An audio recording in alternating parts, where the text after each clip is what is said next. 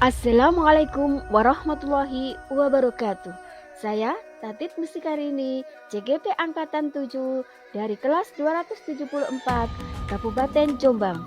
Kali ini saya akan memaparkan modul 1.3.A.6 demonstrasi kontekstual modul 1.3 tentang visi guru penggerak. Model manajemen perubahan inquiry apresiatif baca. Tujuan pembelajaran khusus kali ini yang pertama adalah CGP berlatih menerapkan paradigma inquiry apresiatif untuk mengidentifikasi potensi diri dan membuat kalimat prakarsa perubahannya. Yang kedua, CGP berlatih menyusun baca menurut kalimat prakarsa perubahan diri yang telah dibuat untuk kemudian menjalankannya. Apakah itu paradigma inquiry apresiatif? Inquiry apresiatif atau IA dikenal sebagai pendekatan manajemen perubahan yang kolaboratif dan berbasis kekuatan.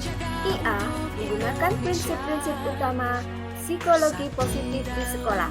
Pendekatan IA dapat dimulai dengan mengidentifikasi hal baik yang ada di sekolah, mencari cara bagaimana hal tersebut dipertahankan dan memunculkan strategi untuk mewujudkan ke arah yang lebih baik. Tahapan baca dalam inquiry apresiatif baca. B. Buat pertanyaan utama. A. Ambil pelajaran. B. Gali mimpi bersama. C. Jabarkan rencana. A. Atur eksekusi. Dan visi guru penggerak yang saya akan wujudkan adalah mewujudkan peserta didik yang religius, mandiri, inovatif, dan berdaya saing. Penjelasan komponen visi saya yang pertama adalah religius, menggambarkan profil pelajar Pancasila, dimensi beriman dan bertakwa kepada Tuhan Yang Maha Esa dan berakhlak mulia. Yang kedua adalah mandiri, menggambarkan profil pelajar Pancasila, dimensi mandiri dan bernalar kritis. Yang ketiga, inovatif, menggambarkan profil pelajar Pancasila, dimensi kreatif dan bernalar kritis. Dan yang keempat adalah berdaya saing, mewujudkan pribadi yang mampu berdaya saing dengan segala perubahan dan perkembangan zaman. Prakarsa perubahan diri.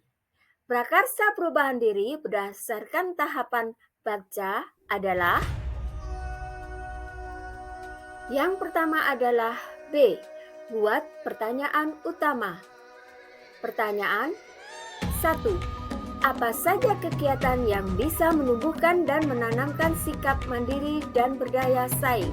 Yang kedua, bagaimana langkah menumbuhkan dan menanam sikap mandiri dan berdaya saing?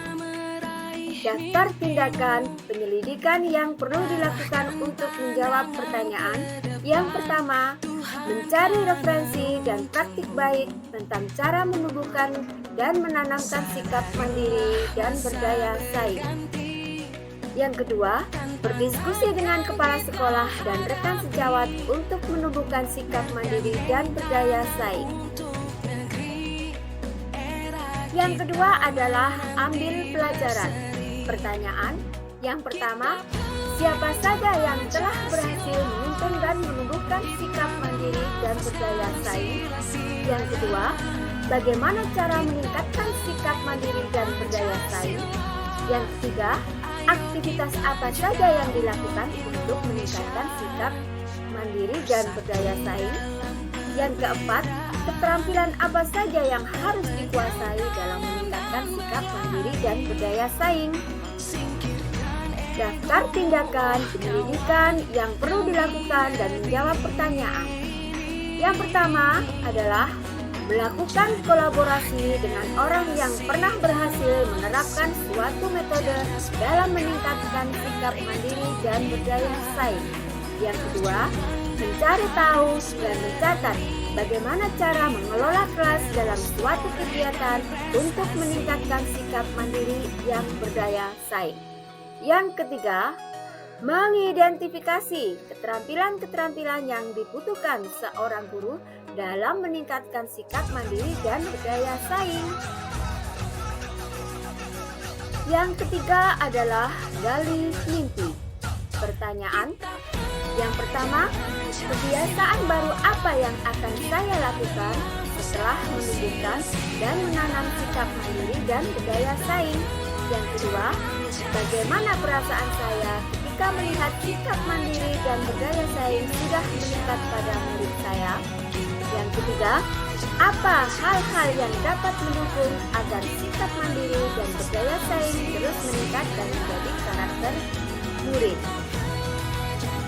Daftar tindakan penyelidikan yang perlu dilakukan untuk menjawab pertanyaan adalah yang pertama, membuat model atau skema belajar dan menyusun program pembiasaan sekolah yang mampu menumbuhkan dan menanam sikap mandiri dan berdaya saing. Yang kedua, menjadikan kelas dari lingkungan sekolah adalah milik bersama. Yang ketiga, meyakinkan dan memotivasi murid bahwa mandiri itu seru. Yang keempat, melibatkan murid dalam setiap program kegiatan sekolah. Dan yang kelima, mempraktikkan kegiatan tersebut secara berkelanjutan. Berikutnya adalah jabarkan rencana. Pertanyaan yang pertama, apa langkah sederhana yang harus dilakukan untuk menumbuhkan dan menanam sikap mandiri dan berdaya saing? Yang kedua, bagaimana cara mengukur kemajuan dan program langkah-langkah tersebut? Yang ketiga, berapa lama target waktu untuk mencapai sikap mandiri dan berdaya saing? Yang keempat, tindakan dan kegiatan di kelas apa yang mendukung menumbuhkan dan menanam sikap mandiri dan berdaya saing murid? Yang kelima, bagaimana cara saling menyemangati dan mengisi usaha beserta mencapai peningkatan sikap mandiri dan berdaya saing? Daftar tindakan penyelidikan yang perlu dilakukan untuk menjawab pertanyaan. Yang pertama adalah bertanya motivasi kepada murid yang mandiri dan berdaya saing. Yang kedua, bertanya pada murid tentang ketakutan murid mengapa tidak dapat bersikap mandiri dan berdaya saing. Yang ketiga, membuat suasana belajar yang menyenangkan. Yang keempat, menyusun strategi pembelajaran dan kegiatan pembiasaan sekolah yang memberikan kesempatan kepada murid untuk bersikap mandiri dan berdaya saing. Dan yang kelima, memberikan penghargaan kepada murid yang bersikap mandiri dan berdaya saing. Dan yang terakhir adalah atur eksekusi.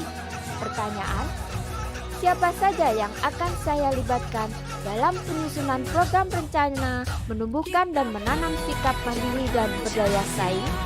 Yang kedua, kapan rencana menumbuhkan dan menanam sikap mandiri dan berdaya saing akan dimulai? Yang ketiga, siapa saja yang akan mengamati dan memantau proses rencana ini?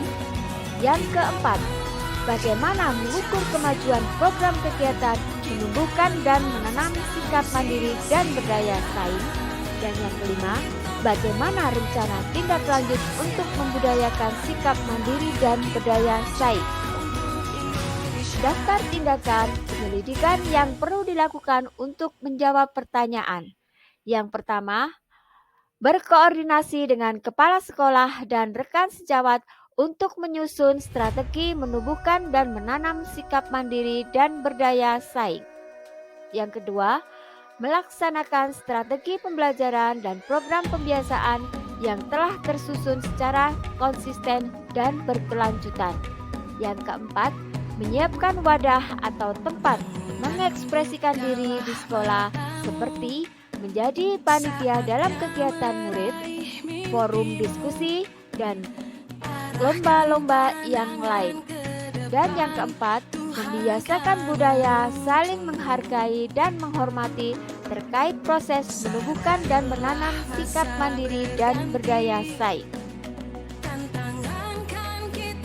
Demikian demonstrasi kontekstual modul 1.3 tentang visi guru penggerak. Terima kasih. Sukses selalu untuk guru penggerak. Tergerak, bergerak, dan menggerakkan. Assalamualaikum warahmatullahi wabarakatuh.